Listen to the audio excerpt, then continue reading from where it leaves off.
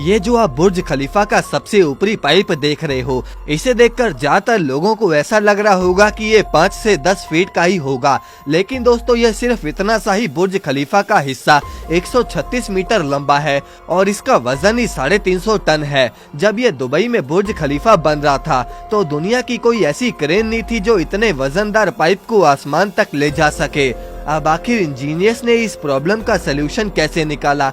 आखिर बुर्ज खलीफा का ये ऊपरी हिस्सा किस काम आता है और बुर्ज खलीफा के टॉप पर लगे इस डिवाइस ने आखिर पिछले 13 सालों से दुबई को कैसे बचा कर रखा है? सब कुछ दोस्तों आज हम आपको इस वीडियो के जरिए बताएंगे, तो चलिए वीडियो को स्टार्ट करते हैं। सबसे पहले दोस्तों आपको बताते हैं कि ये ऊपरी हिस्सा किस काम आता है।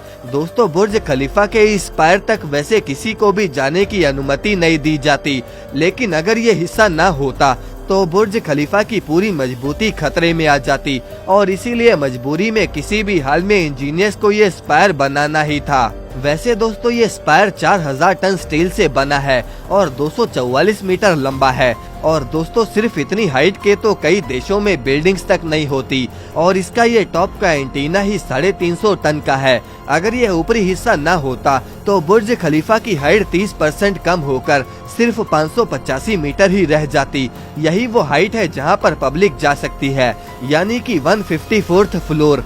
इसके ऊपर से ही ये पाइप शुरू होता है जिसमें 155 से लेकर 163 तक के फ्लोर्स हैं, लेकिन वहाँ कोई जा नहीं सकता। दरअसल वो फ्लोर्स रहने लायक है ही नहीं, क्योंकि तेज हवाओं में ये ऊपरी हिस्सा ही करीब 6 फीट इधर उधर होता है।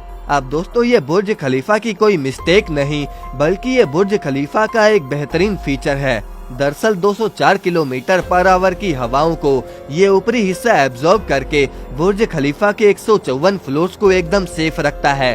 दरअसल अमेरिकन इंजीनियर विलियम बेकर ने ये डिजाइन बनाया था जो कि हवाओं को रोकता ही नहीं बल्कि उसे कंफ्यूज करता है।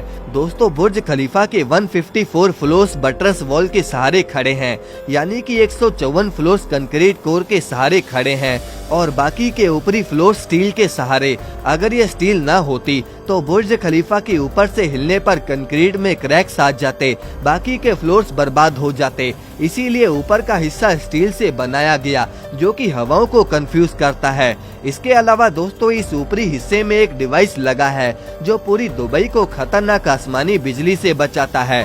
इस डिवाइस को लाइटनिंग अरेस्टर कहा जाता है। इस डिवाइस में लगा छोटा सा सेंसर बादलों में मौजूद एक्टिव चार्ज को डिटेक्ट करता है और ये लाइटनिंग अरेस्टर उसका ऑपोजिट चार्ज जनरेट करके लाइटनिंग को अपनी तरफ खींच लेता है और इसके बाद स्टील वायर्स के जरिए करोड़ों वोल्ट्स का करंट सेफली पूरी बिल्डिंग को बचाता हुआ जमीन के अंदर चला जाता है। अभी तक ये लाइटनिंग अरेस्टर ने दुबई को 16 से 20 बार बिजली गिरने से बचाया है। हर लाइटनिंग स्ट्राइक के बाद दोस्तों इसमें लगी छोटी सी बैटरी को चेंज करना पड़ता है, जिसके लिए बुर्ज खलीफा के टॉप पर जाना पड़ता है।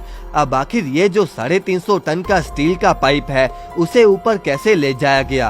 कोई भी सलूशन दोस्तों पहले तो इसका नहीं मिल रहा था, लेकिन फिर एक इंजीनियर ने ये आइडिया दिया कि इस स्टील के पाइप को बुर्ज खलीफा के अंदर ही क्यों ना बना लिया जाए और इसके बाद इस पूरी रॉड को छोटे छोटे हिस्सों में बनाया गया, ऊपर ले जाया गया और फिर इसे बुर्ज खलीफा की चोटी पर असेंबल किया गया।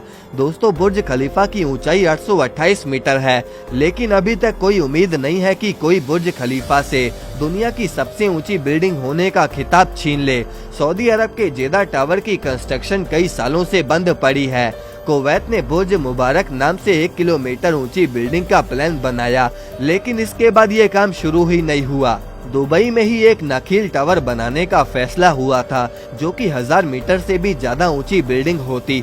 2009 में इसकी कंस्ट्रक्शन शुरू भी हुई, लेकिन अगले साल ही काम बंद हो गया। क्या लगता है दोस्तों आपको कि क्या कभी बुर्ज खलीफा का रिकॉर्ड टूटेगा? कमेंट करके हमें जरूर बताएं और इस वीडियो को लाइक करके चैनल को सब्सक्राइब जरूर कर लें।